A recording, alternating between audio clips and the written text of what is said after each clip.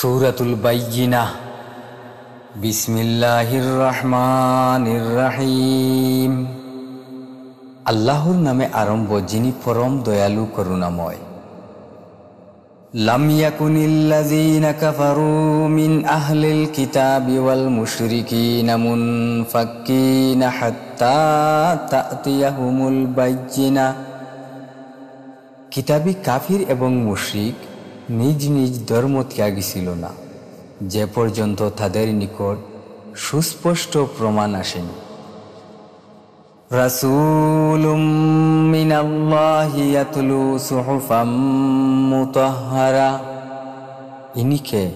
ইনি আল্লাহর রসূল সাল্লাল্লাহু আলাইহি ওয়াসাল্লাম, যিনি পবিত্র সহিফা সমূহ পাঠ করেন।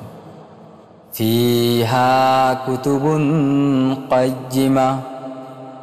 এগুলোর মধ্যে সরল বাণীসমূহ লিপিবদ্ধ আছে। ওয়ামা তাফাররাকাল্লাযীনা উতুল কিতাবা ইল্লা মিন বা'দি মা জাআতহুমুল বাইয়িনাহ।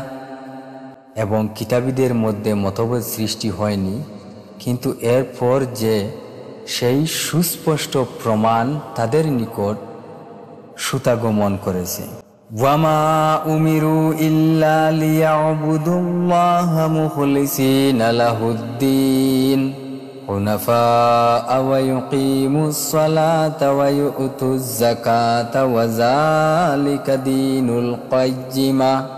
এইসব লোককে তো এ আদেশই দেওয়া হয়েছে যেন তারা আল্লাহর ইবাদত করে, শুধু তারই উপর বিশ্বাস রেখে একনিষ্ঠ হয়ে, এবং নামাজ প্রতিষ্ঠা করে ও যাকাত দেয়। আর এই হচ্ছে সরল সহজ ধর্ম। ইন্নাল্লাযীনা কাফারু মিন আহলিল কিতাবি ওয়াল মুশরিকিনা ফী নারি জাহান্নামা খালিদিনা ফীহা উলাইকা হুম শাররুল বারিয়্যা।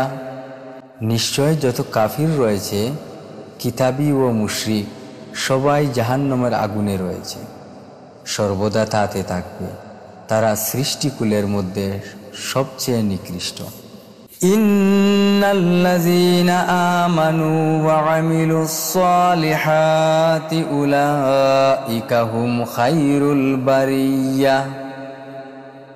নিশ্চয় যারা ঈমান এনেছে এবং সৎকর্ম করেছে, তারাই সকল সৃষ্টির মধ্যে শ্রেষ্ঠ। জাযাউহুম ইনদা রাব্বিহিম জান্নাতু আদনিন তাজরি মিন তাহতিহাল আনহার খালিদিনা ফিহা আবাদা রাদিয়াল্লাহু আনহুম ওয়া রাদু আন যালিকা লিমান খাশিয়া রাব্বাহ। তাদের প্রতিদান তাদের প্রতিপালকের নিকট বসবাস করার বাগান, যার নিচে নহর সমূহ প্রবাহিত, সেগুলোর মধ্যে সদা সর্বদা থাকবে।